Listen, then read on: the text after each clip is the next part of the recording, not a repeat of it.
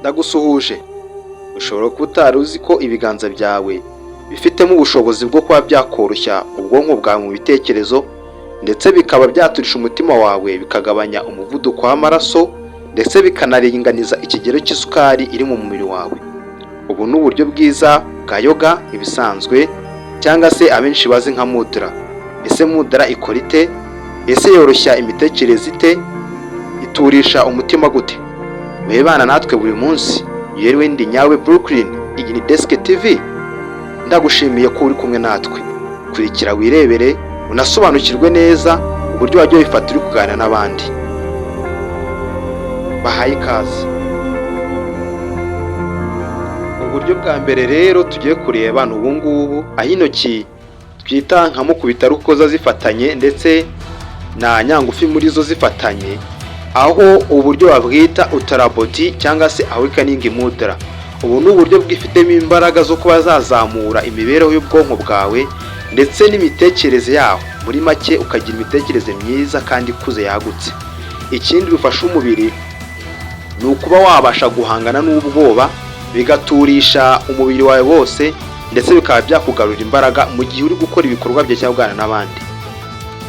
Uburyo bwa kabiri bita enlightenment mudra cyangwa se yoni, ubukoresha bakubwira yuko bwaturisha imitekerereze yawe cyangwa ubwoko bwawe, aho uzaba ufite ubugenzuzi bwuzuye ku byumviro byawe byose. Kandi ikindi bikagufasha mu kuzamura imibereho y'imbere, cyane cyane aho uteza imbere, aho biteza imbere uburyo uganira n'abandi, ku buryo ushobora kuganira na buri wese kandi akabikunda.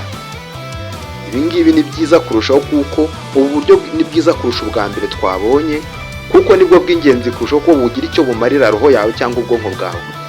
Nabwo bugerageza. Ubundi buryo nubwo bita illumination mudra cyangwa se karesivra, ubu bwo bufasha mu guturisha imyumvire yawe, bigatuma wumva ubayeho neza ku bintu bijyanye n'imyitwarire imwe n'imwe yakubase. Ikindi bizamura ubwonko bwawe bubika, bigahanagura ubwonko bwawe, ndetse bikanuzuza imiterere yawe, bikagufasha kwibanda ku bintu uri gukora bya buri munsi. Ubundi buryo bwa kane dusangaho ni ubwo bita unbreakable trust mudra, aho ubu ngubu bwo ari bwiza kuko bukubakamo imbaraga zitajegajega zo kwiyizera, ndetse kandi ikindi bugufasha mu kubaka imbaraga z'imbere muri wowe n'icyizere kidasanzwe kirimo imbaraga nyinshi. Ikindi kandi wamenya, ubu buryo ni bwiza kuko butuma wowe wigira icyizere imbere, kandi ukumva yuko ushoboye, kandi bikanagufasha gufata umwanzuro w'ubuzima bwawe uko buzaba bumeze, iyo uzatunga, uko uzaba usa, uko uzaba ungana, abo uzabana nabe, aho uzaba uri. Urumva ko ari bwiza mu kugena ahazaza hawe ha buri munsi. Ikindi ubu buryo bugufasha ni uko wowe ubasha kwiyumva ubwawe, ba bantu batatu bakubamo, roho, umubiri ndetse n'imitekerereze yawe, byose bijya hamwe biciye mu buryo, ku buryo bihuriza hamwe. Ubivuze ngo utabukoresheje haba hari ikibura muri wowe.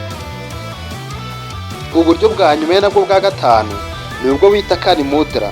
Ubu bwo ni bwiza cyane mu guhangana n'ibibazo bitari ngombwa umuntu ahura nabyo, nk'imitwaro y'umutima, ibitekerezo bihambaye, kuko ubu ngubu guha imbaraga mu kugira ngo ugerageze kunyura mu ibyo byose bikugoye cyangwa uwo munsi muri wagize. Ikindi kandi cya nyuma ni uko bukubakamo kwikunda muri wowe, mu gihe uhangana n'imayira yose aba yarifunze. Bivuze ngo ubu nibwo ukoresha mu gihe uri gucagagura iminyururu yose ari kugose.